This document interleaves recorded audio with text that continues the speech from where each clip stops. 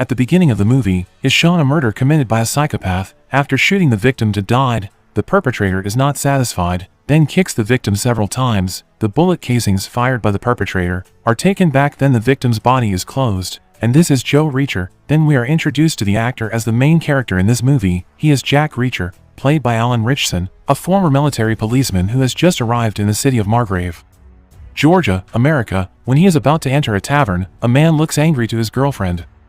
For Jack, such acts do not respect women. No need to act more, and Jack just stared at the man. At that moment the man immediately apologized, entered the shop, and a cup of coffee and food was immediately served to him. Just about to taste the food, suddenly police cars appeared to surround the shop. Jack had looked around the shop, but no one was suspicious. That means the policeman intended to arrest him. Feeling no guilt, Jack did not put up a fight when the police arrested him and brought him to the police station on suspicion of murder.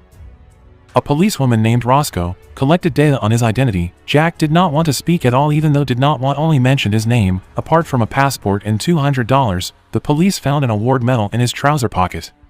The head of the detective, Oscar Finlay, conducts direct interrogation of Jack. Finlay read out the murder charges to Jack with evidence of a body found across the street, who died from a 9mm bullet shot, from close range to be exact, in the back of the head. The victim was a man in his 30s with a large body and even beaten to a pulp after death. The police had difficulty finding the victim's identity because of his swollen fingertips. Finlay intends to call a lawyer, but Jack refuses because he doesn't feel like he killed anyone. Meanwhile, Roscoe finds something strange because she doesn't find Jack Reacher's identity at all on any social media, such as Facebook, Instagram, and others. The only records Finlay held a note that both of Jack's parents had died and he had only one older brother who was 2 years apart in age. This former Marine once led the 10th Special Investigation Unit of the military police. Even though he once killed on duty, it does not mean that Jack is willing to commit murder again. According to his expertise, Jack suspects that the perpetrators of the murders from the bodies found by the police were carried out by 3 people. Knowing the type, armed with small caliber bullets of 9mm and 95 Grand subsonic with silencers, this is not the first time the perpetrator has done this. A psychopath who likes to beat the victim's body. Finlay was quite surprised by Jack's explanation. He could be called calm but smart. He didn't want his pride to fall. Finlay still insisted that Jack matched the description of the person seen on the highway near the murder scene. Jack said that he came to this city to find out more about Blind Black, a blues singer who, according to legend, used to die in Margrave. According to the investigation, the victim died at 12:00 at night. If it is proven that Jack was still on the bus at that time, he is free from all charges. What the police are currently doing is investigating the phone number found on the victim's shoes from a piece of paper that says Pluribus. The story of teenage Jack and his sister is shown here. When their people invite them to occupy a new house, several teenagers in the city are not happy with their arrival. Jack and his sister are kicked and even pushed. There is no word of giving up. There is only one word, that is fight back. He only could lay down in his cell. Roscoe kindly offered him a cup of coffee. According to her experience, Roscoe felt Jack had done nothing wrong. The behavior of a criminal could be read the first time she saw it. There was no indication and evidence that led if Jack was murderer. From the telephone number found on the victim's shoes, Finlay went to a house owned by Hubble. Strangely, Hubble was frightened when he saw a suspicious car opposite his house. Without thinking about defending himself, Hubble admitted that he was the perpetrator of the murder. It was strange that Hubble did not know the identity of the victim and the motive for the murder he had committed. Because of his confession, Hubble was taken to the police station and thrown into prison and in the same cell as Jack. With Hubble's confession, Jack was released from the jail. Because of that, the cable that tied his hands he released by himself. Actually, Finlay still doubts Paul Hubble's confession. With his profession as a banker who working in Atlanta, there is no history of crimes he has ever committed. Jack actually wanted to leave immediately, but Finlay prevented him. Here Jack showed again his abilities. He could guess if a member of Finlay named Stevenson had a relationship with Hubble from their eye contact that Jack saw. It turns out that Stevenson's cousin is Hubble's wife, and Jack can guess if Finlay is a stubborn person and Harvard graduate who has just got divorced with his wife, but hopes to reconcile. Jack can tell that Finlay is trying to get rid of his habit, that is smoking. To prove his point, Finlay calls Stevenson. Sure enough, that last night Hubble and his wife were at a party until 2 p.m., and he was sure Hubble was nowhere near the scene of the crime. Finlay changes his mind. Jack and Hubble will be placed in a prison to find out the real culprit.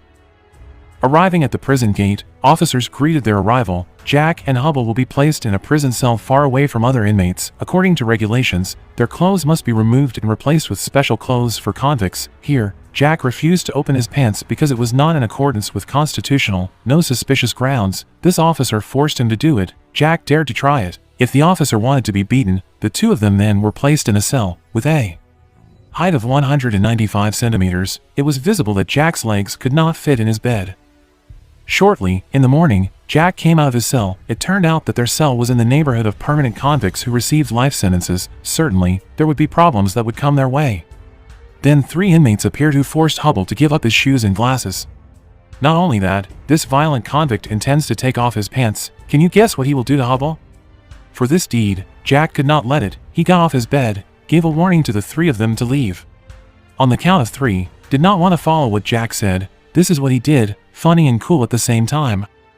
In that prison field, Hubble revealed a fact. If he was just a financial manager who was forced to help his bosses with financial schemes, if he refused, he would be killed. Since being in that prison, Hubble did not want to be far from Jack, even when he entered the toilet. Even though he continued to be beside him, the second problem came again. This time 5 big people entered the toilet to get rid of Jack. Jack gave another chance to them to go on the count of 3. He had not finished counting. This is what happened.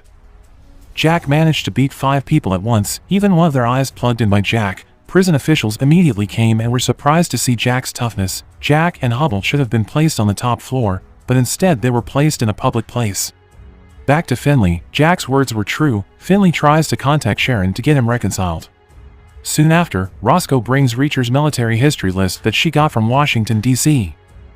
Jack is a West Point graduate with a Silver Star, earning the Legion Soldier's Medal of Merit, Bronze Star Soldier Award Medal, 2nd Silver Star. Not only that, in a mission Jack went back and forth to save 12 of his comrades in an explosion. As a military policeman, Jack managed to solve 150 cases very well. Finlay seemed wrong to imprison someone, felt annoyed. He opened his drawer to take back his cigarettes. Back at the prison, while enjoying breakfast, Jack already suspects Spivey's officers deliberately put them in the general population cell, on the orders of someone in power. Shortly, they are both released again. Hubble is picked up by his wife while Jack is picked up by the beautiful policewoman who idolizes him. Roscoe shows the video when Jack was on the bus on the night of the murder. This evidence confirms that Jack is innocent. Jack intends to leave this city, but, before that, Roscoe invites him to dinner. Before that, they also stop at a thrift store to buy clothes that, according to the contents of Jack's wallet, Jack took the time to walk in the middle of town and then entered the barber shop. A suspicious car was seen following him. The barber man told him about the Margrave City. A billionaire named Kleiner founded several elite companies in this city. The Kleiner Foundation he built helped fund this city. It turned out that the car that followed Jack belongs to Kleiner Jr. and his crazy cousin Dawson. Jack immediately goes to them asking what they want from him. Kleiner Jr. seems to already know about the case that happened to Jack, including his identity as a former military man. We don't know what his purpose is. They dare to threaten this former military police. Were they involved in the murder, including the attempted murder of Jack in prison? Why is Jack considered a threat for them?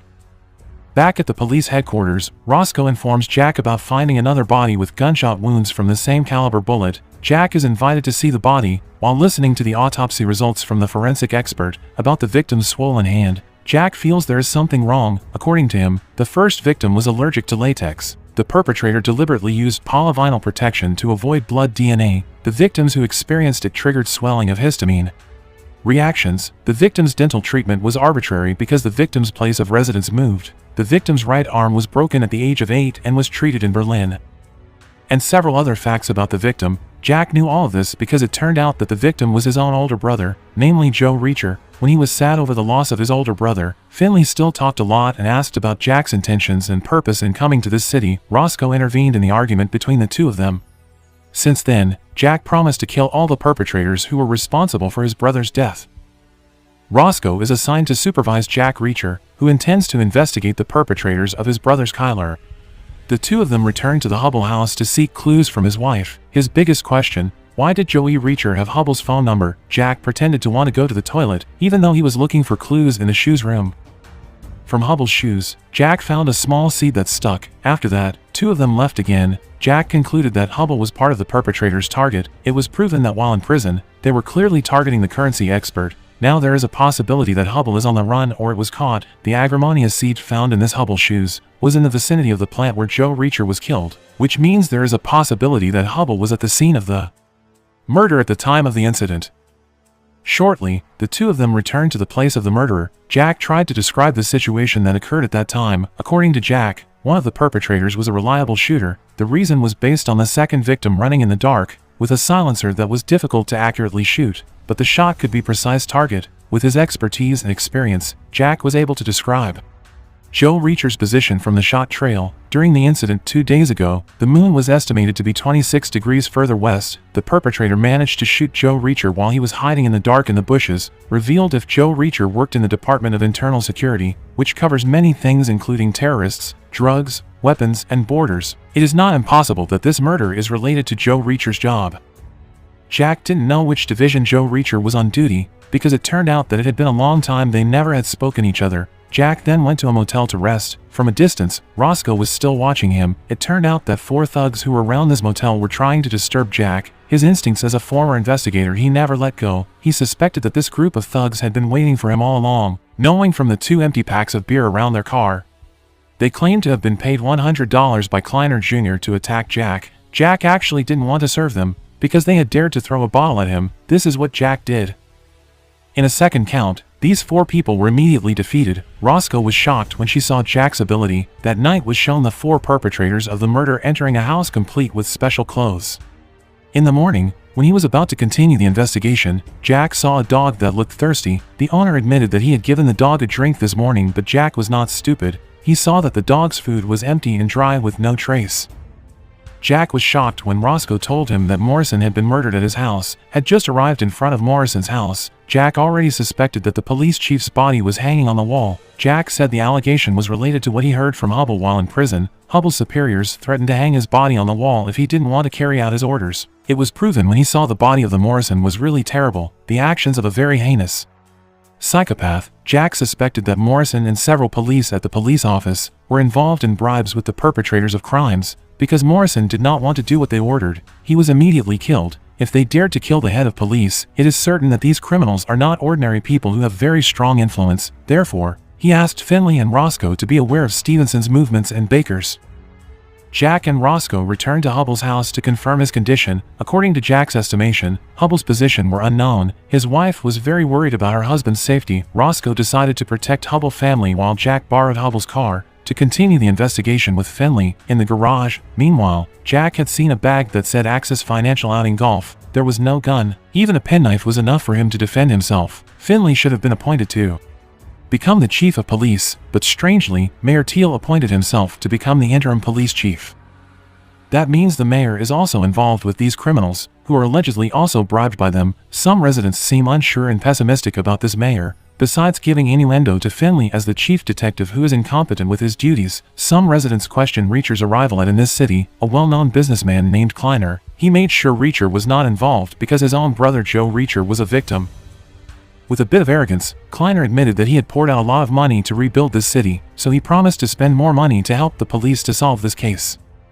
After that speech, Finlay asks the new chief of police for permission to conduct an investigation into this serial murder case, to find a pattern that the perpetrator is using. Teal aka Mayor pretends that he assumes the Morrison murders are not connected to the other murders. Therefore, Finlay is assigned to examine old files on the most powerful criminals Morrison has ever arrested, then released or paroled. Jack assumes that if Kleiner was involved in this murder, according to him, people with lots of money and power are rarely clean-hearted and therefore need to be investigated. In front of the police chief, meanwhile Finlay and Roscoe must show performance according to the directions, but, behind them, they are still working together to investigate the mastermind of all this. To protect the Hubble family, Finlay will enlist the help of his friend Picard, an FBI agent on duty at the Atlanta branch. Finlay is absolutely certain that Picard can be trusted. Besides having known him for years, he is also the one who gives him advice and says don't work at the Margrave. This gentle form of expulsion, the mayor says to Reacher, if he's going to catch his brother's killer, then it's Jack. Advised to return to his hometown, Jack refuses, and is determined to make sure the culprit is really caught dead or alive. After buying a cell phone, the barber man Mosley gives an information to Jack. If 2 Spaniards come to look for him, back at the Hubble house, Jack asks for Charlene aka Hubble's wife to immediately pack up to move to a safer location. With protection from an FBI agent friend of Finlay, Charlene could not believe it. When Jack suspected Hubble had died, Jack reasoned that while in prison, Hubble had become their target. When he saw the bicycle, Jack recalled his childhood accompanied by Joe. He came to several children their age who were bullying a boy named Billy, almost got into a fight, until Billy's parents came. Jack had approached a suspicious car that suddenly appeared near the Hubble house. Jack rushed back inside to invite Charlene to leave immediately. Quickly, Jack grabbed Roscoe's gun. It turned out that it was Picard, an FBI agent who would protect Charlene and her children. Jack resumed his investigation by planning to meet the prison guard Spivey. Because he was one of the keys to this case, Jack pretended to call him on behalf of Chief Detective Finlay. He invited the guard to meet at the Blue Cat. Because Jack Reacher was suing him for a case of the prison beating that night, Spivey already suspected that it was not Finlay, but Jack. That's why he had prepared a countertrap for Jack. Two gunmen pointed guns at him and forced Jack into the trunk. Jack refused. Because the trunk was too small for a giant, it seemed. When their attention was focused on his babbling, this happened. Overwhelmed enough to fight these two men, until a policeman shows up to arrest them, Jack returns to the police station to receive treatment from Roscoe. From the fight earlier, Jack suspects the two men are military or ex-military originating from South America. Besides, they using Spanish and a Glock 17 pistol, which is called the King's signature pistol. If normal thugs, in 10 seconds Jack would have beaten them. Roscoe gets an information that Joe Reacher works for the secret division. Finlay's allegation is counterfeiting. Because Hubble specializes in currency management, all crimes related to drugs, weapons, and human trafficking will be money-related. After fixing the hole in his jacket and feeling better, Jack intends to resume his investigation by searching Spivey's house. Finlay forbids it. Because Finlay will be doing the job, Jack is asked to return to his motel. Being equally stubborn, Roscoe is reassigned to persuade him. Roscoe finally invited Jack to relax for a moment at a cafe, which is in Alabama. With non-formal clothing, Roscoe looks much prettier. They seem more familiar with each other, especially when they have to dance. Because of the heavy rain, they came home wet. While on their way home, the border officers stopped their car, preventing bad things. Jack prepared himself with his gun. It turned out that the officer told them to turn around. Because of the high rainfall, there was flooding and this highway was not worth going through. As a result, the two of them stayed at a motel. Because both of them were still awkward, they only confided in each other and there were no adult scenes. Roscoe admitted that she was raised by her father's friend, named Gray, after her parents died when she was a kid. As a police officer, Gray taught her all about police. Before he died, Gray often drank until he became depressed, maybe because he never married and had no biological children. And the unexpected incident when he was found hanging himself in his garage a year ago. One thing that Roscoe always remembers, Gray always gave Esther flowers on her birthday. In the morning, Jack accompanied Roscoe home. They were surprised when they saw the door was already open. Traces of damage from being forced was open. There was no one in it other than the words, "See you later." The criminals didn't play around and started to dare to target Roscoe. Because of that, this time, Jack really needed a weapon. Roscoe is shown, who is upset and angry because of the actions of the criminals who are now also after her. As a police officer who was recruited by the FBI and CIA, Roscoe is not at all afraid of them. At Jack's request, she shows a cool gun that was given to her by late Gray for her, and the gun was more suitable for use by Jack. Before leaving, Jack tried the weapon's capabilities. Arriving at the morgue, Jasper reported that the victim of the murderer was named Pete Jobling, a truck driver for the South Freight Expedition. Based on forensic results, there was a lot of hydrogen sulfide in the gas in his blood. There was never a criminal record, only traffic violations and resistance. But it gets weird when an elite law firm named Zacharias Perez LLP then helps the truck driver. Shortly thereafter, Roscoe got a call from Molly Beth Gordon, a Secret Service Administration employee based in Washington, D.C. When she heard Jack's voice, she thought it was Joe. Molly could not hold back her tears when she found out that her colleague and lover had died cause of killed. What she knew, Joe was investigating a secret mission. Joe's position was director of the investigation division, as well as head of the anti-counterfeiting section. The procedures he implemented succeeded in stopping many cases of domestic counterfeiting. Many companies trapped his devices. The target that Joe was after was international cases. Jack asked Molly for help to print the case files manually. If he left the digital files, it was feared that the perpetrators would drag him down. Also, whatever their crimes, they are all aimed at the money. And Hubble has a position as currency manager of Axis Financial in Atlanta. Finlay will investigate in casual after-hours style, so he does not need court order. But, before that, he goes to the Spivey prison guard's house. Roscoe must return to base to find the ex-con who killed Morrison, so that the new ship will not suspect them. Arrived at headquarters, sure enough, this ship gave her the task of investigating ex-convicts who were actually not related to Morrison's death. Roscoe reasoned that she would investigate the rented car that the perpetrators might use. Stevenson asks where Hubble and his cousin are missing. Roscoe admits that she doesn't know where they are. She answers that because she suspects Stevenson is involved in bribery with the criminals. Finlay enters Spivey's house, which is outside Margrave. Unfortunately, a neighbor who saw the arrival of Finlay felt suspicious, then reported it to the local police. The prison guard was not there, and when Finlay did a search he found a cell phone. The last call on the cell phone was to the Kleiner Industry Company, but suddenly this happened. Meanwhile, Jack was assigned to meet Zacharias Perez to find out cases related to Jobling. Jack came to this elite lawyer's office to ask for a traffic violation file committed by Pete Jobling. This man did not want to give it even though Jack had insisted. He threatened to destroy his life with one phone call. Jack threatens to end his life with one phone call. This is the consequence if you dare to play with this man. Jack finally managed to get the file. Meanwhile, Finlay had just been released from the Elton police detention cell after they realized they had caught the wrong person. With blood still flowing from his nostrils, Finlay looked annoyed at the two policemen who beat him. Roscoe, who came immediately, picks up Finlay, vents his anger on them, mistaking Finlay for a thief. Finlay thanks Roscoe for defending him, but condemning their actions is a sign of weak mind and character.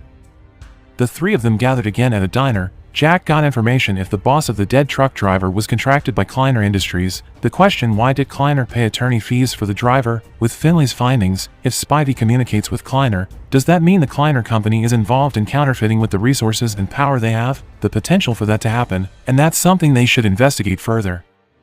Jack plans to do it illegally, breaking into the Kleiner company to get evidence that they are most likely criminals. Finlay disagrees with Jack's brutal way of doing it until the two of them argue and fight again. Roscoe returns to mediate between them. After making up again, Jack and Finlay continued the investigation. In the middle of the trip, Jack took the time to give food to the dog, which he previously found was not given a drink. When the owner appeared, it turned out that he admitted that the dog belonged to his uncle who had died. He was only forced to accommodate the dog. This man also kicked Jack out of his yard. Supporting Jack's actions, Finlay threatened a fine of $500 and 10 days in prison for being proven neglecting animals. Arriving at the Kleiner Industries company, the two of them did not see any CCTV cameras. It was seen that several workers were moving a large amount of animal feed. A woman then guided them to meet Mr. Kleiner. Upon entering the lobby, Jack noticed several displays of preserved animal heads. In conclusion, the Kleiners were great shooters. When meeting Kleiner, Finlay asked for an explanation regarding the phone call Spivey made to his office. In addition, the late Pete Jobling was a former truck driver for Kleiner Industries. Finlay asked for clarification and explanation of their relationship with Kleiner. The Richmond of Margrave, aka Kleiner, then replied, "Nothing special. Pete is just an ordinary driver, and it is their responsibility to provide legal protection for workers, whereas Spivey, he suspects he may have friends in the company, so calls the office number." Finlay is not satisfied with the answer. Kleiner feels insulted for being suspected after his sacrifice for this city was so great. Finlay tries to hold back when he mocks Finlay's lavish education at Harvard, only ends up being the local cop in this small town, not to mention that the townspeople don't appreciate it. Kleiner gives Finlay unethical advice to close this case. Finlay's patience has run out. He threatens to beat him with his own feet until his heart stops if Kleiner dares to dictate the investigation process, especially if it is proven that he is involved in this case. Hearing Finlay angry, Jack just smiled sarcastically, so they were both forced to leave. When they left, Jack repeated Finlay's words if swearing is a sign of weak mind and character. Jack was happy if Finlay was much more aggressive. He believed Kleiner was a bad man who should know that they could be punished too. Jack thought back when two soldiers came to investigate the case of beating Curtis Bishop, a teenage perpetrator who bullied young children. Jack actually did it, but Joe claimed it to protect Jack. Joe did this because he loved Jack, as did Roscoe. Finlay had to leave his house to find a safer place, because he didn't want his fate to be like Morrison's. When Roscoe came to Finlay's house, Jack asked again because he felt it was odd that the amount of food stock that had come to Kleiner was so much more than the number of cows they had. Roscoe considered that it was still reasonable, because almost all Georgia residents have cows. Tomorrow, the three of them will occupy a motel to prevent threats from dangerous criminals. Tonight Jack plans to find Spivey back in Blue Cat, or at least looking for clues to his whereabouts, because he is one of the keys to this case. Roscoe intends to go to shop for her needs. When she is about to back home, Kleiner Jr. is already waiting for her. Kleiner Jr. has followed where Roscoe is going and also who is close to Jack lately. He reminds Jack passed while on duty in Baghdad, which killed innocent civilians. Because of his connections, Jack was released from the lawsuit, but the story never went away. He thought Jack Reacher was a murderer, and because of that, Roscoe didn't deserve to be around him, as if jealous. Kleiner Jr. said he would protect Roscoe. Roscoe didn't care about what he said and left immediately.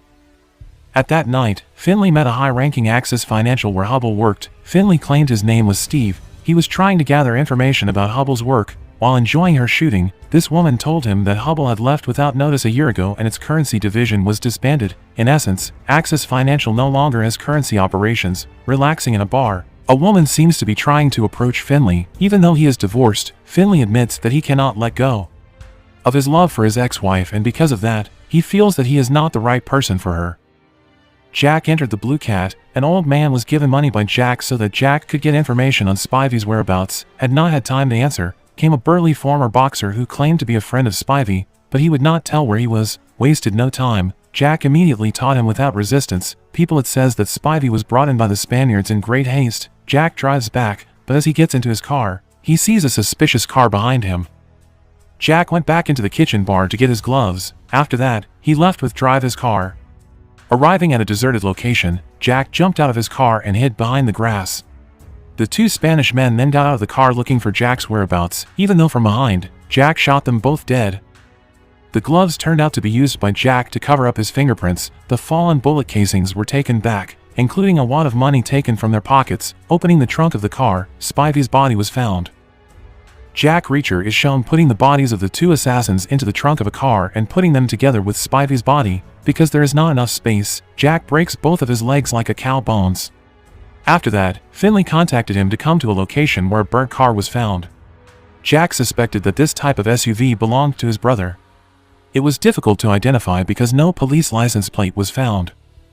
Shortly thereafter, Roscoe arrives to help investigate the car. As the frame number is covered in burnt remains, Jack did an old military trick. The ketchup from the snacks brought contains acetic acid, which can be used if the Marines run out of gun oil. Salt for abrasion. The contents contained in it can also be used to clean metal. Finlay will ask Picard for help, because Picard will identify faster than fake detectives. Then Jack tells of the assault that occurred, which was carried out by two South Americans against him, including the discovery of Spivey's body. Jack reasons it was in self-defense, assisted by Roscoe. The bodies will be disposed of to prevent an investigation by the state police of the gunshot wound. Roscoe concluding Jack shot them from behind, not the front, as he had told Finlay. Jack admits it was because he had the chance to kill them first and prevent them from falling. Roscoe remembered what Kleiner Jr. says, so she immediately asked Jack what was really going on in Baghdad. When he was tracking down the missing PFC, several young children played football in this former hangar every day. One day he feels like something wrong, the children not yet come home. When he checked, 3 local men there were harassing them. Absolutely, Jack did not remain silent. As usual, he gave them the choice to surrender to the local police or Jack would give the punishment. It turned out that night they came back, and that's when Jack shot all of them dead. He believes that Kleiner used his money to buy access and information for an obscure purpose. The bodies will be left at the airport, after destroying the CCTV cameras and tricking the officers. The car containing the 3 bodies was left in the airport parking lot. When he saw workers moving goods, Jack recalled asking Mosley what business does Kleiner do. He answered trucks, real estate, and chemicals. But strangely there was no agriculture. The two of them then ordered a hotel room that was quite luxurious. The price didn't matter because Jack brought a wad of money from a hitman who tried to kill him. Besides his intelligence in uncovering a crime, Jack had the ability to use a toothpick used to clamp hinges the door, which he did to slow down any baddies who might have tracked them down. Shortly, Molly contacted Jack. If she was preparing the files Jack requested, to avoid enemy tracking, Roscoe asked Molly to use the train to the 5-point station tomorrow afternoon. Molly had revealed herself, and Joe had been in close contact for 2 years. For his colleagues, Joe is a role model because of his totality at work. Joe also tells about Jack that he has good grades, is very smart to the point that sometimes he is a bit annoying. Because of that, Joe respects Jack so much. Roscoe tries to console Jack, who is pensive again with Joey's death. In the morning, they focused on continuing their investigation into Pete Jobling's house. It turned out that the house they visited was the house of his parents. They didn't know if their child was dead. Maybe Jack didn't want to hurt them, so he reasoned that there was a series of hijackings in his trucking company, but Jobling wasn't involved. Jack just wanted to ask if Jobling could help with their investigation. Jobling's mother feels calm. Pete Jr. has not lived in this house for a long time. He lives with his wife in Brookhaven. It turns out that Jack deliberately lied so as not to show his emotional side, which he thinks is just a waste of time. Finlay was summoned by the police chief because of the information he obtained. He had disturbed Kleiner. Teal said that if Finlay threatened Kleiner, that Finlay would beat up Kleiner. Because part of the person Kleiner bribed, the police chief would actually blame Finlay's actions. because according to him, Kleiner was the person who respected in this city, the mayor's loud warning. Not fired, but Finlay is assigned to investigate dozens of ex-convicts who have grudges against Morrison. Whatever he does must be based on Teal's approval, otherwise Teal will not think longer and will fire him from the police. Suddenly, Finlay's father calls, because there is something urgent. It turns out to be Picard. In coded language, he says 2S3B from his place in 1 hour. Finlay asks about mother and children, meaning to Hubbles. Wife and children, are they all right? Picard gives the gun to Christie to prevent unwanted things. Picard promises he will only be gone for a few hours. Jack and Roscoe arrive at Pete Jobling's house. Luxurious for a truck driver, Judy admits that she does not regret her husband's death. She says because of the risk of bad work done by Pete, all she knows, her husband stole an air conditioner from Kleiner Industries in Miami. Several empty boxes were found in the garage. One thing Judy forgave from her husband, even though he is a criminal, but an expert in dead games. Not long after, Jack is contacted by Finlay to go to the location given by Picard. While on the way, Jack suspects Jobling is taking care of counterfeit money for Kleiner. Jack concludes, money is produced in South America by the employers of the 2 people he killed, then sent to Florida. Assignment Jobling went there with the real air conditioner. The box was emptied and filled with counterfeit money, then it was brought back to the Margrave. That's the theory, and to be sure, it's in Joe's file. Brought by Molly. Arriving at the meeting point, shortly, Picard passed asking them to follow him, a scene trick so that they would not be followed by the enemy. Picard gave information about the burning car that belonged to a rental company named CV Equinox. According to him, it was a problem because the car tenant, the name is Ron Hassey, the Yankees' backup name used by Joe. That means it's true, as they suspect. Picard then gives a motel address that was used by Joe. Jack has to memorize it, then the paper has to be thrown back to prevent tracking enemy. When they came to the motel, they were 20 minutes late, because someone had taken Joe's bag. Jack suspected that Joe would leave clues for him. Sure enough, a piece of clothing was found in a trash can that Joe deliberately threw away so that his younger brother would find the clues he left behind. From one of his pockets was a piece of paper that said Jobling's Garage, Kleiner Gray's file. But suddenly, Jack and Roscoe are attacked unexpectedly, then they are scattered. But the 2 assassins continue to chase Jack because they know Jack has a message. After their car got stuck, Jack managed to kill one of them. The chase continued. Jack managed to trap one more perpetrator, and both of them were involved in a fierce fight. Unfortunately, Jack was mugged again, but this is what happened.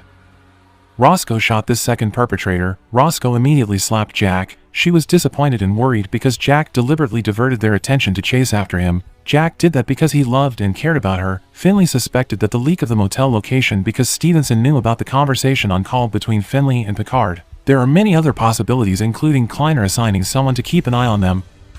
Jack finds surveillance equipment in Spivey's car. There is a possibility they used a satellite dish microphone, but Roscoe still doesn't believe that Stevenson is corrupt. Jack recalls his little story when he was reported for hitting a general's child. Even though it was self-defense, it seems the general has a grudge and would seek to demote their father, cut his salary and transfer from Okinawa to bad service in Germany. As a result, their father disliked Joe when it was Jack who did it.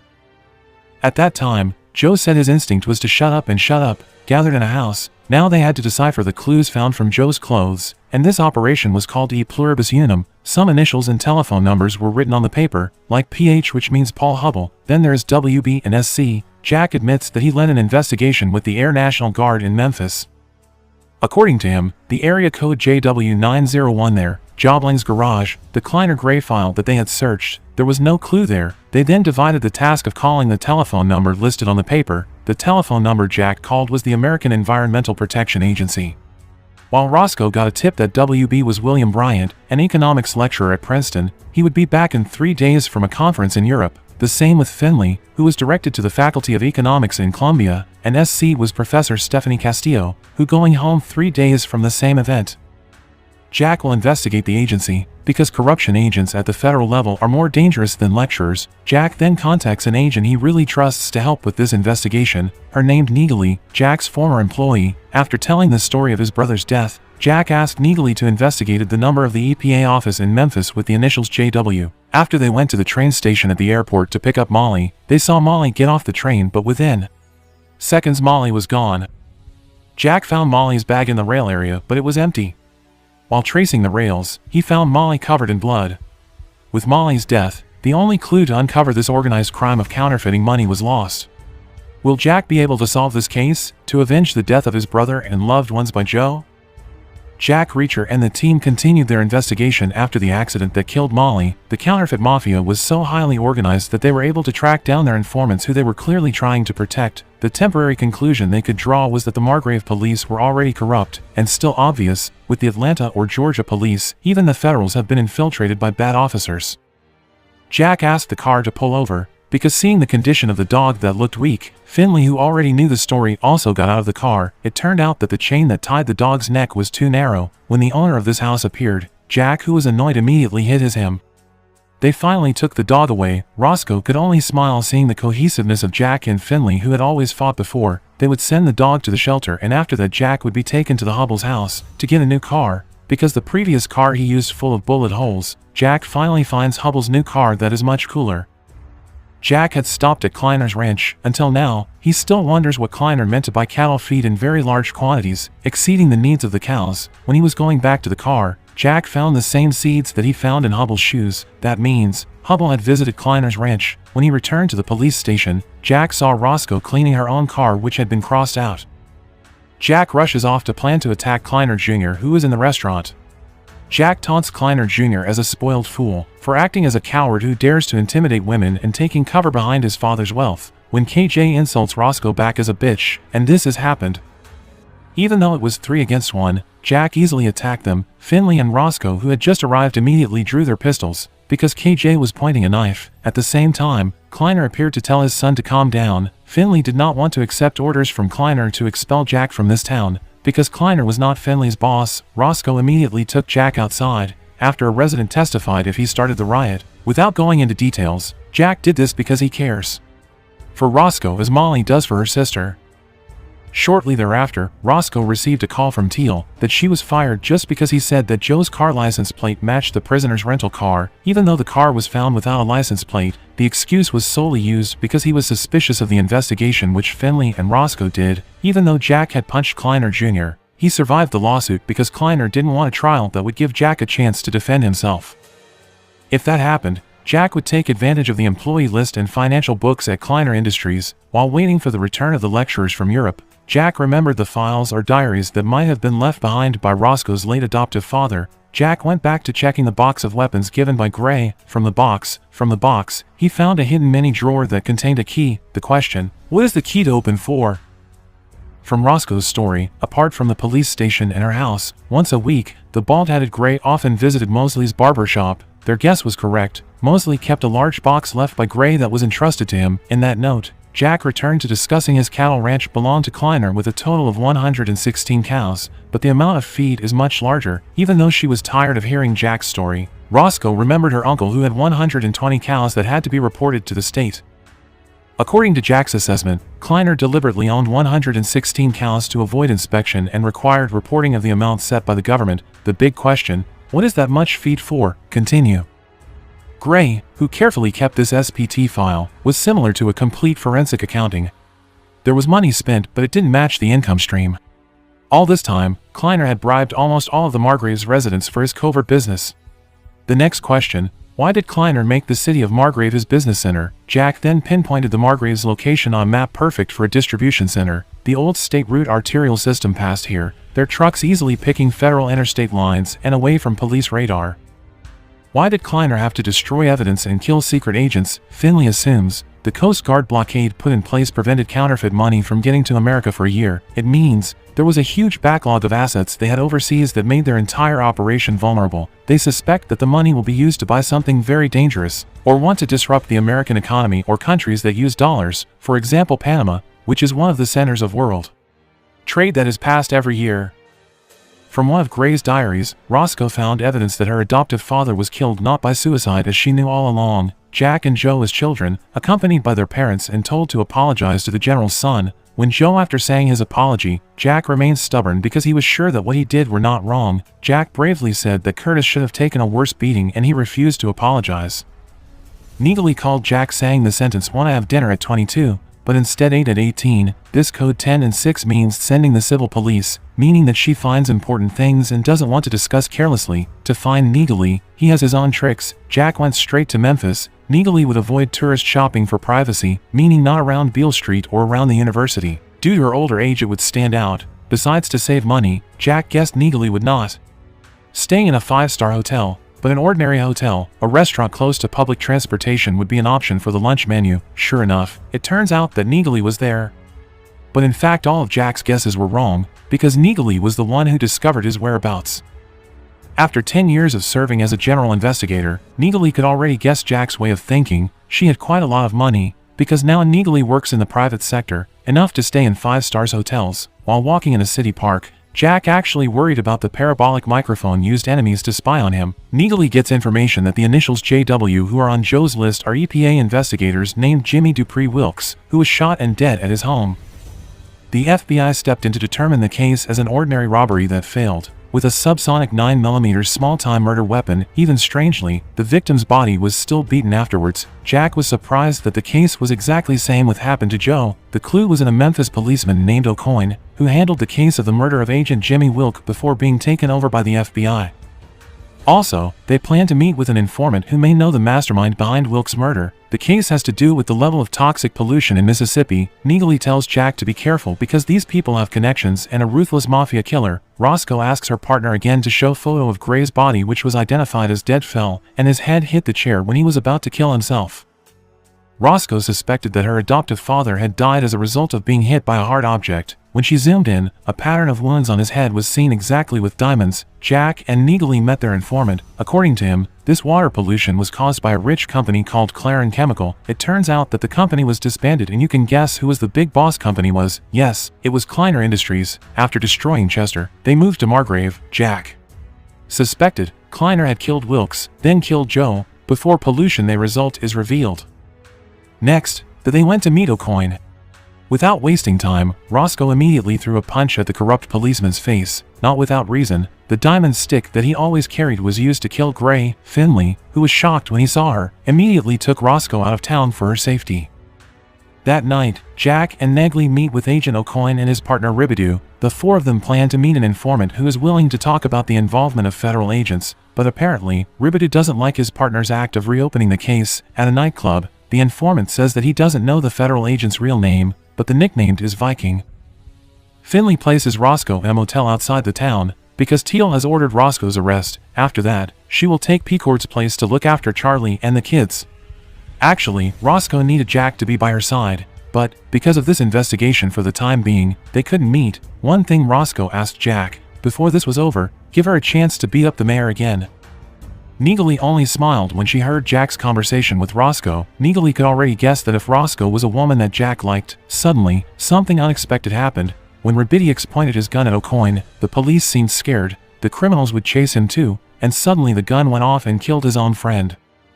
Before being the next target, this is what Jack and Neagley did. The car fell into the river. Luckily, Jack and Neagley managed to get out. Because it was wet, it wasn't difficult for them also to get used clothes and a trash can. Jack will return to the Margrave, while Neagley will continue her investigation in Memphis to find out about the Vikings. At the same night, Finlay infiltrates the Kleiner company to find files or evidence of their crimes. Unexpectedly, what he found turned out to be Kleiner, who had died covered in blood on his chair. It meant that the mastermind of this crime mafia was not Kleiner. As they suspected, there was someone more powerful. The question was, who was that figure? Finlay shows Jack the photo of Kleiner's death. According to Jack, the incision in his neck is called the Venezuelan butterfly. The victim will experience shortness of breath and bleed out at the same time. Finlay suspects that if Kleiner had Venezuelans working with him or for him, what is clear, the perpetrators were not happy with the chaos that was happening, and absolutely it was very influential. All this time they suspected Kleiner was the biggest boss of this case. Jack actually once said to Finlay, "Don't kill a fierce dog if you have a spare dog that is just as evil." It seems they both have to work hard to uncover the brains of all this. Finlay then came to the police station and pretended to have just found out about this news. Teal gave him an order to investigate the Kleiner murder case and set aside the Morrison case. When Finlay was about to leave, suddenly Kleiner Jr. appeared intending to attack him. That was happened because before Finlay accuses Kleiner of being the perpetrator of the crime, although Finlay could indict him, he forgives Kleiner Jr. Given the circumstances, the mayor finally changed his decision to give this case by giving leave to Finlay. Meanwhile, Jack came to a repair shop to cover his window. The repair shop owner asked for 3 days later. Jack gave him replacement money so he could use his car for a while. While waiting for Jack to arrive, Finlay gives some tomatoes to Mosley. Finlay asks Mosley's reason for sticking around amidst the serial killings that are going on in the Margrave. born in this land of his birth, which was much older than the Teal family and also Kleiner. This old man chose to die in his own city. Mosley asked back, why did this Harvard University graduate want to work in a small town like Margrave, which is far from the center of life of American citizen? Not wanting to tell his personal story, Finlay replies that it's none of his business. At the safe house, Picard takes Roscoe to be assigned to look after Charlie and the children. Before leaving, Picard reminds Charlie to carry out security and rescue procedures in case something happens, such as lock both doors without lamp while sleeping and never use the fireplace.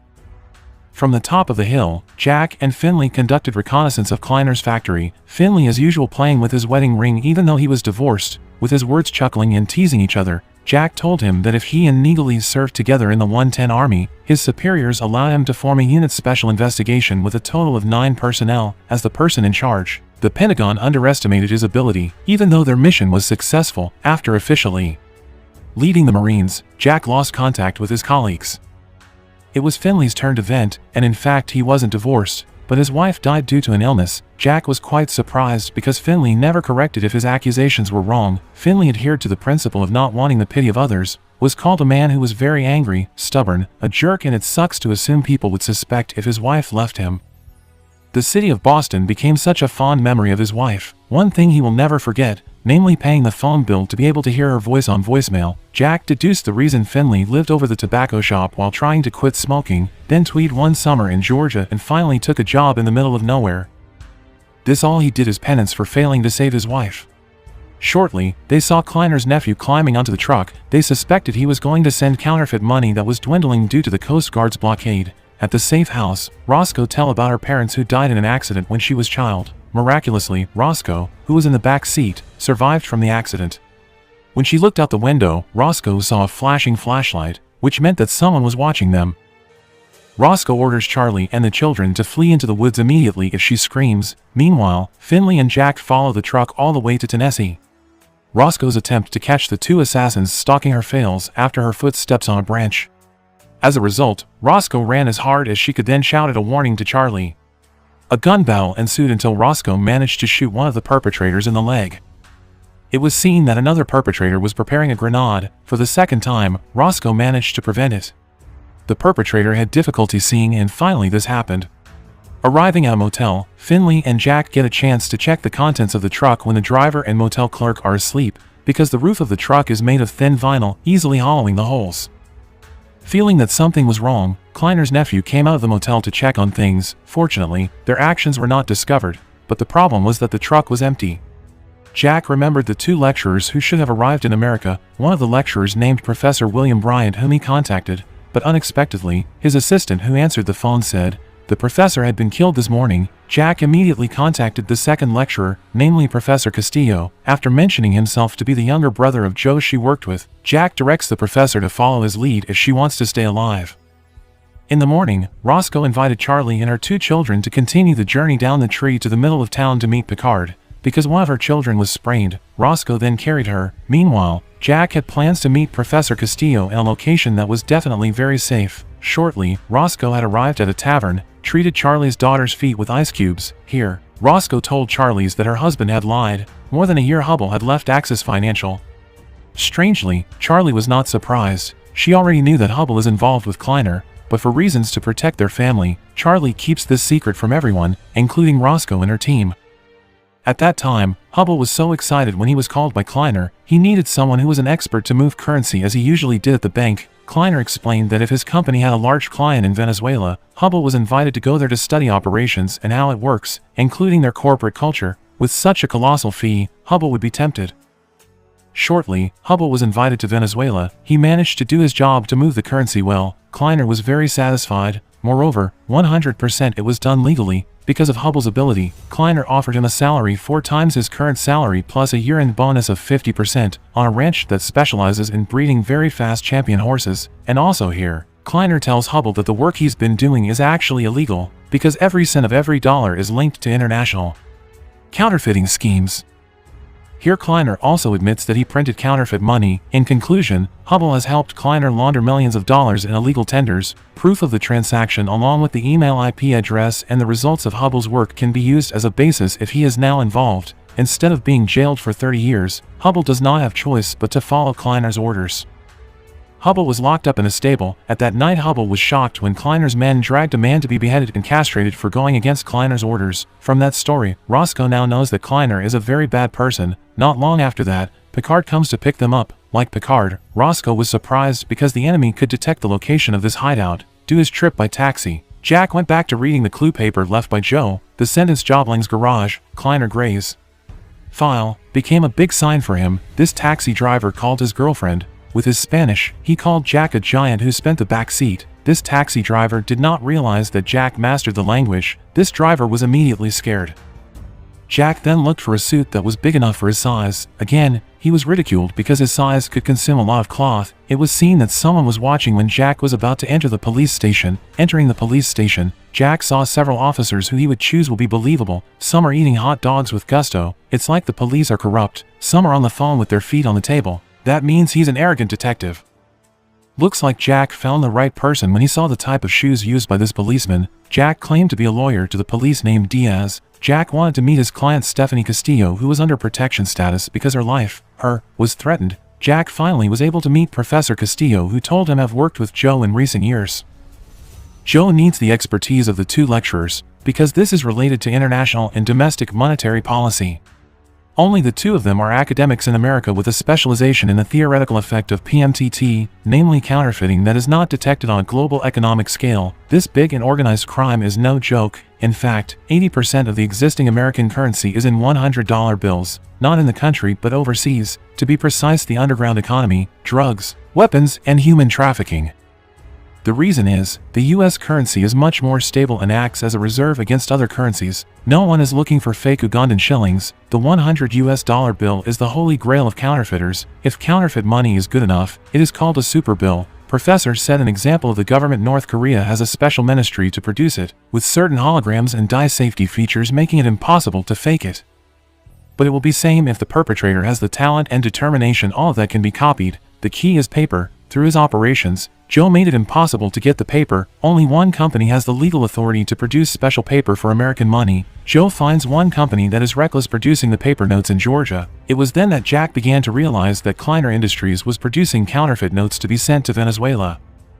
Not the other way around as he thought before. Jack had to go, but he asked Prof to take shelter in this police station until Jack told her. He promised to find the perpetrator's boss and teach him or her a very painful lesson. Left the room. Jack immediately asked Diaz, which military branch did he come from? Jack could guess that because the sergeant's shoes were tied with ladder straps, pants with military ends, cuffs right up to the middle of the wrist bone, he claimed to be from the Army with the rank of first lieutenant. Jack revealed his true identity as a retired Marine with the rank of Major from Special Investigations 110. Jack is not a lawyer but wants to do the right thing. After 2 federal agents and several police and civilians were killed, including his brother who worked in the Secret Service, Jack specifically asked Sergeant Diaz to protect Professor Castillo, because in this case, she is in danger. As a soldier, Sergeant Diaz is willing to do it. Came out of the police station, Jack realized someone was following him. Jack immediately ran into a deserted alley. At that location, Jack immediately trapped him. In that fight, Jack's stomach was cut by the perpetrator's knife, and finally Jack managed to kill him. Never mess up with this retired Marine.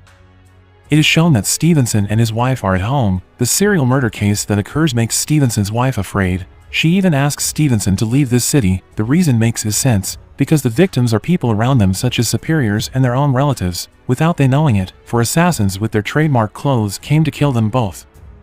The scene moves to the airport of Atlanta, Georgia. It is enough interesting the shirt Jack uses that reads "My son flew to New York and I only got this ugly shirt." He recalled when his father was transferred to Germany, Jack and his brother had to move to a country they called very much boring. In fact, German people are very individualistic and rarely socialize. Fortunately, they both have a very loving and wise mother. Joe is rated as a person who is able to solve many problems with his brain, while Jack has 3 times the physical strength of other people.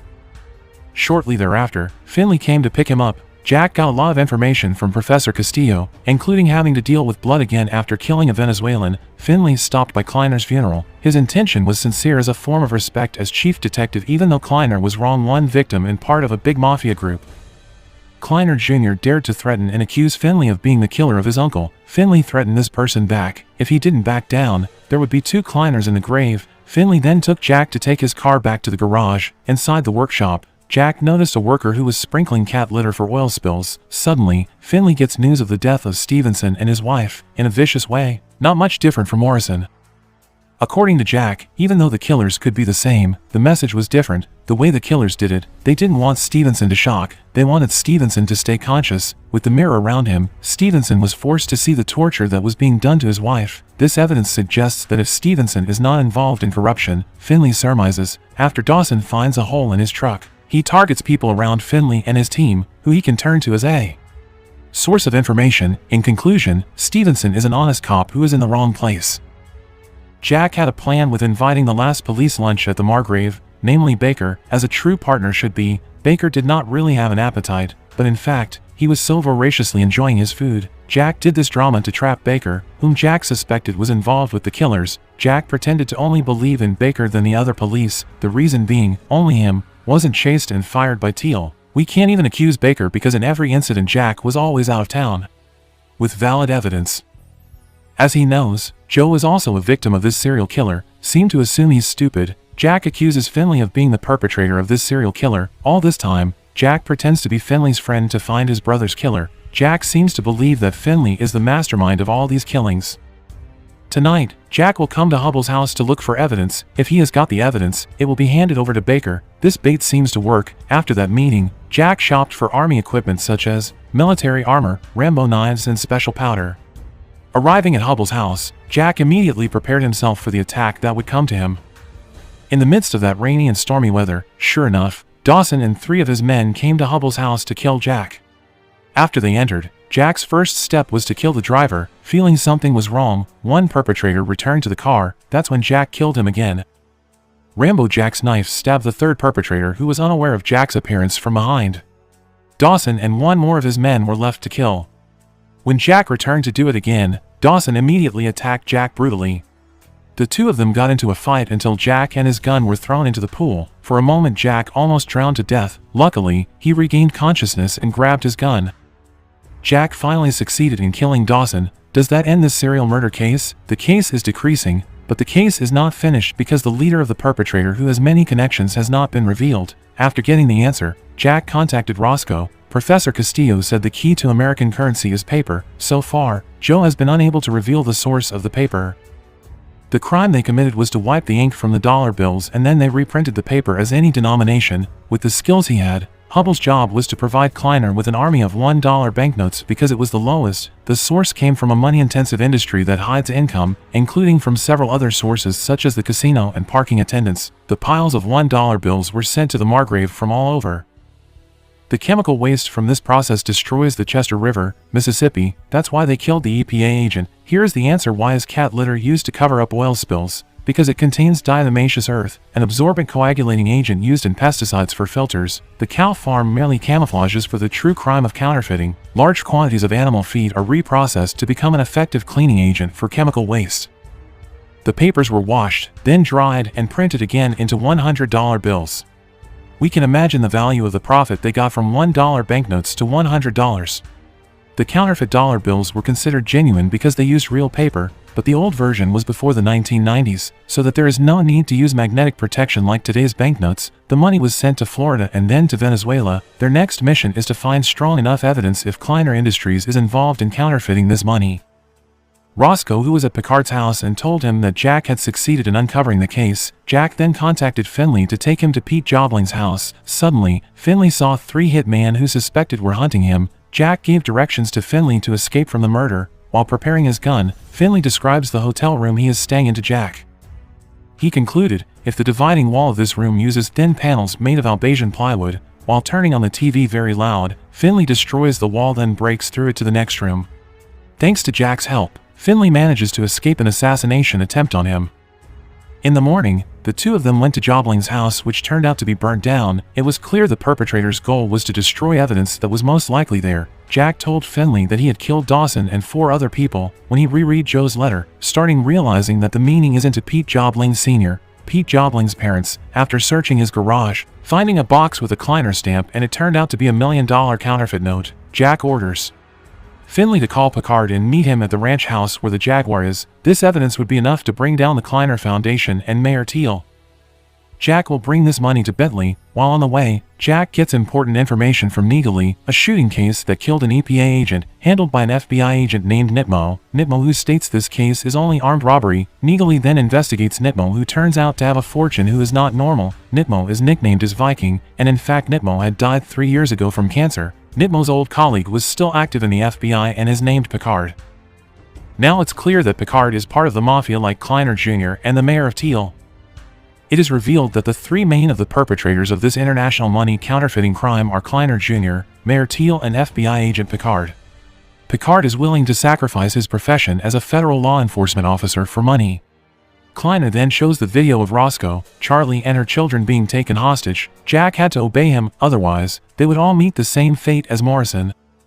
Jack's task is to drag Paul Hubble to them. This former military police suspects that the counterfeit money they produced has settled due to the Coast Guard blockade. While their client in Venezuela has been waiting for the counterfeit money they have paid for a long time, here it is revealed that if the senior Kleiner died, it was not because of Venezuelans, but it was Kleiner Jr. who viciously slit his own father's throat. He thought his father was too afraid to protect this business, so he intended to close it down. Additionally, it was Kleiner who hired Picard's associates to assassinate EPA agents in Memphis, including killing Pete Jobling and Joe's girlfriend on the subway, and in fact he also killed Joe Reacher. Despite his rage, Jack tries to control his emotions. In conclusion, Kleiner, who had shot, and Dawson, who kicked him, seemed never satisfied. This psychopath and serial killer also killed the head of police, Morrison. His father began to lose control with the barbaric actions of his own son. Because of that, Kleiner Sr. planned to send him to a mental hospital, but he refused, just like his father had tried to do when he was a child. In conclusion, this person has been crazy since childhood. After is crazier. Mayor Teal plans to blame this case on the Joe Reacher brothers, who are working with the out-of-town police and a banker for illegal drug and weapons distribution. In addition, Reacher bribes local police who are immoral to attack each other. Picard will escort Jack when he commits a crime. Search for Hubble. It's only until tomorrow morning, otherwise, Roscoe, Charlie, and the kids will be killed. Shortly, Jack and Picard set off. With the excuse that he needed time to think, Jack visited his regular shop to order black coffee and peach pie, which he always failed to enjoy. After circling a map, Jack guessed if Hubble was in Augusta. The reason, Jack positioned himself as Hubble, who had to run away but also protect his family. Therefore, the location of his escape had to be far from the Margrave, but still within a few hours. Picard didn't want to just believe Jack's conclusion, and here, Jack could guess Picard's thoughts that planned to kill him, but with consideration of the best time and place. When the waiter served his order, the cup containing hot coffee was deliberately touched by Jack so that spilled down Picard's pants. It was then that with a swift hand, Jack picked up his cake fork. Back in the car, Jack sinks the fork into his tires, and then they continue their journey towards Augusta, as Jack predicted. Meanwhile, Finlay is badly beaten by Baker. At night, Jack has to pull over his car because the wind pressure sensor flashes red. Not wanting to be caught off guard, Picard will watch him while changing tires. When Jack opens the trunk door, this has happened. They both took cover beside the car holding their respective guns, because they both needed each other and didn't want to die. Picard asked Jack to both put down their guns. In a count of 3, Jack would put his gun in the trunk, but this happened. 2.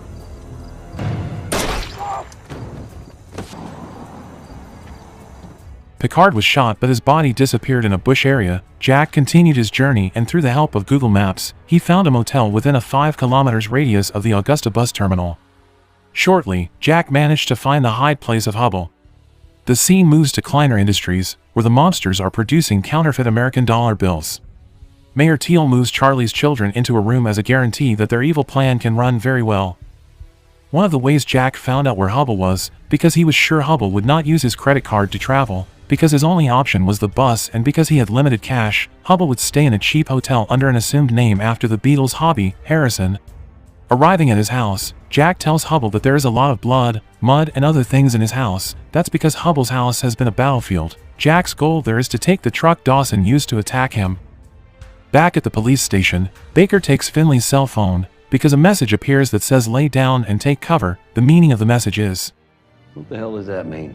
Duck and cover. This corrupt police officer died after being hit by a car. Finlay then opens the heavy armory located in this police station. The climax of the Great War against the criminals is imminent. Not long after, came Neagley to help with this mission. At that night, the four of them gathered at Mosley's house. Because they had worked at Kleiner Industries for a long time, Hubble knew very well the ins and outs of the factory. After seeing the picture, Jack pointed out the possible location of Roscoe and Charlie being held hostage, while the Hubble children were deliberately separated because they were part of the psychic tactic to get Roscoe and Charlie to comply. At that night, they immediately moved to the location. With the sniper, Neagley would shoot guards from a distance. A gun was given to Hubble to protect and free his family. To surprise them, Jack prepared a gallon of petrol in this attack. And this is Neagley's first shot. Jake's turn to kill a guard who's suspicious with their movements. The gallon of gasoline is spilled and then Finlay lights a cigarette for the last time in his life if he dies tonight. The big explosion shocked Kleiner Jr. and all of his men. A shootout could no longer be avoided. Neagley is tasked from above shooting enemies while protecting the team. Meanwhile, Jack and Finlay kill them one by one in a close-range shootout. Hubble's first step was to save his two children. They are brought outside. A fierce battle ensues between Finlay and the thugs. When the situation started to be safe, Jack opened the handcuffs that tied Roscoe in Charlie's hands. Then Jack's lover took Charlie out of the factory. From above, Neagley was met with fierce resistance from the enemy. Fortunately, Neagley managed to control the situation. Charlie managed to meet her children and her husband safely. Fierce battle reemerges between Finlay and his former friend Picard, who turns out to be still alive. Likewise with Roscoe, who is hunting for Mayor Teal because it has been proven that he killed her adoptive father. Finlay finally succeeds in killing this corrupt federal agent, as well as Roscoe, who is satisfied that she was able in completing her revenge. The team managed to get out of the counterfeit money factory, leaving Jack and his biggest enemy, Kleiner Jr. To distract Kleiner Jr., Jack unwrapped the fodder. When Kleiner was distracted, Jack immediately attacked him from behind.